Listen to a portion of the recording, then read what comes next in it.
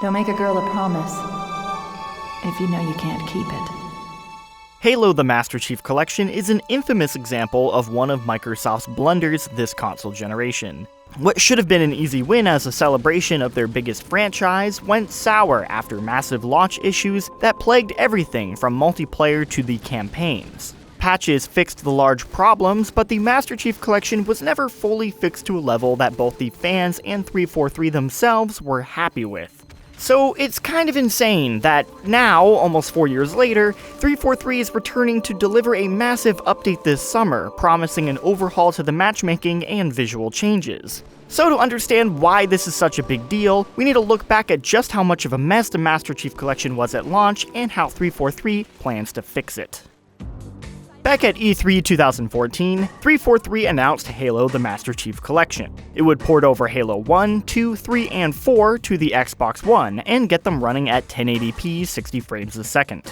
Halo 2 would get remastered visuals the same way Halo Combat Evolved did 3 years earlier. And, perhaps most meaningful of all of these games' multiplayers would come over as well. Not only could you seamlessly switch from a match in Halo 3 to Halo 4, but Halo 2's multiplayer would return after the original Xbox Live shut down in 2010, and Halo 1's multiplayer would be available on Xbox Live for the first time. This was an incredible value, and should have been a strong start to Halo for this console generation. However, once the game was released, problems cropped up almost immediately. For starters, right at launch there was no dedicated playlist available for Halo Combat Evolved. 343 said they were holding off until network performance for that particular game was running smooth. This should have been a warning sign for things to come, as it quickly became a minor point when matchmaking issues began to crop up for every game in the collection. Hour-plus long wait times for matches or failing to connect at all became common for a lot of people. Other issues extended into the campaign, such as in-game freezes, audio issues, and other bugs documented by fans. It wasn't a promising start, but 343 responded quickly with a number of server-side updates to improve matchmaking days after launch, along with an apology from the head of the studio. These improvements, however, were inconsistent, working on some players with others still stuck in long matchmaking loading times. In a blog update just 4 days after launch, it was stated that recent patches had shown a 20% increase in server connectivity, and that larger issues would be fixed in a patch planned for release on the 19th. And yet, despite the massive list of issues this patch was supposed to correct, large number of players didn't feel the effects, and were still stuck without being able to connect reliably. What's worse is the patch even added new UI bugs. So fast forward a few weeks and several apologies later, and a brand new patch is released, designed to finally fix the issues the previous patch didn't. And this one actually stuck, fixing a whole host of matchmaking issues and getting things in a stable state. They were even able to bring back playlist modes like SWAT, which had been removed right after launch in an effort to help with matchmaking. Finally, a month after launch, the Master Chief Collection was a reliable product.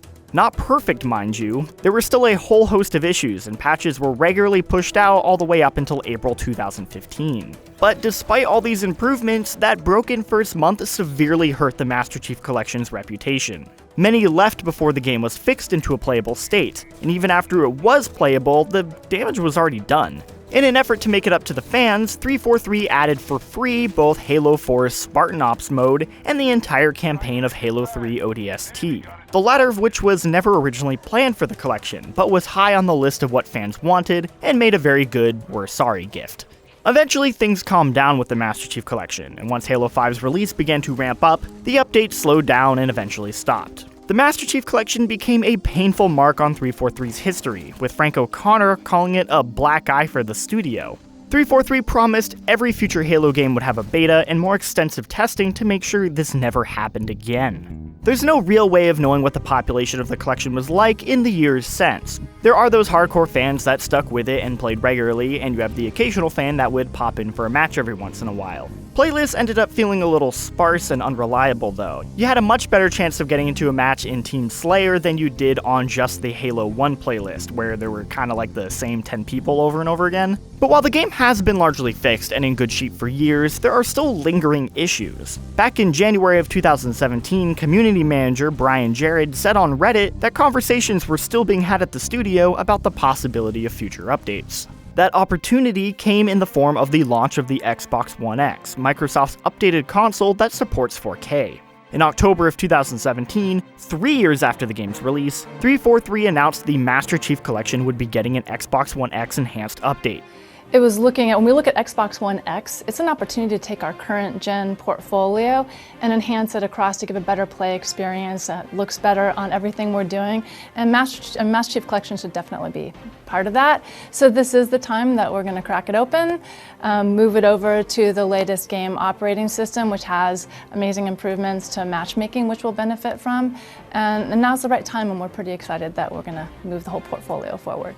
On January 31st, 2018, Brian Jared, also known as Sketch, started a series of development blogs on the Master Chief Collection update project. If you're someone who is interested in this update, these are definitely worth reading, as 343 is very open and transparent on the development and their plans for the update. On the back end, the game's matchmaking APIs will be updated to the current standard of Xbox Live, which should improve overall matchmaking and make parties more reliable. This will also require an update to the collection's 8 separate engines, so that 4K support and other visual enhancements can be made. There are also plenty of exciting features to look forward to, such as Xbox One X support, including 4K resolution and HDR, offline LAN support, the ability to install each game individually for those that only prefer some of the games or have a restrictive bandwidth. They're also updating the UI with a brand new title screen and main menu to take advantage of 4K and tweak it for a better user experience. All of this plus a bunch of smaller quality of life improvements, such as a replacement of the voting system, which is meant to address the issue of everyone voting for only Halo 3 maps right now. And 343 is planning for further updates in the future, such as adding a custom game browser, akin to how Halo CE and Halo 2 work on PC. They've even asked people what new features they'd want to see in future updates, the biggest request being Halo Reach and ODST's Firefight mode. And while these aren't planned for this current update or even confirmed to be happening, 343 has made it clear that they are aware people want this and are looking into the possibilities. The other thing people have been asking for years is for the Master Chief Collection to make its way to PC, which was given a similar response. However, an interesting wrinkle in all this is the recent drama around Halo Online, which actually happened during the middle of editing this video. The short version is back in 2015, Microsoft put out a closed beta for a free-to-play version of Halo 3's multiplayer in Russia, known as Halo Online. The game was cancelled in August of 2016. El Dorado is a mod that has been keeping the game alive, removing the region barrier and continuing to tweak and improve it. Being built using Microsoft-owned assets, the recent popularity of El Dorado prompted Microsoft to start sending takedown notices and even bans on Twitch and YouTube.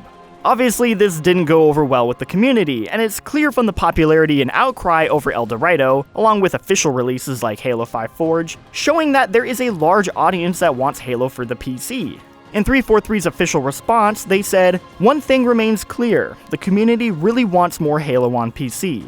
As we look ahead, we're very excited about the prospects of an official classic Halo experience making its way to PC, and we hope we'll be able to partner with the El Dorado team and broader mod and content creation community to help inform the types of experiences and features our fans desire. While we have nothing to announce today, please know that the PC community is very important to us and top of mind as we work towards the future." That part was actually tweeted by the head of Xbox, Phil Spencer.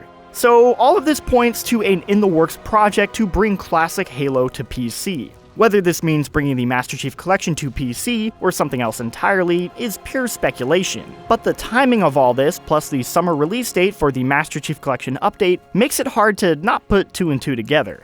But regardless of all that, this update is clearly more than a simple update adding Xbox One X support. The amount of effort put towards this update shows that 343 really cares about fixing the game, and Microsoft still considers Halo an important enough of a property to let them do it. It's also a statement on the way games are being treated nowadays. Publishers and developers are sticking to games longer, adding new content and improving the experience. Something that started as a failure can still be turned around. Who knows if that'll be the case with the Master Chief Collection though. Again, this update is coming out almost 4 years after its release. And while I'm sure there'll be a bump in the player count when the update launches, who knows how long those people will actually stick around for. The patch is currently being tested by members of the community in a closed alpha referred to as a flight. So we'll start to get an idea soon on how the hardcore fans feel about it.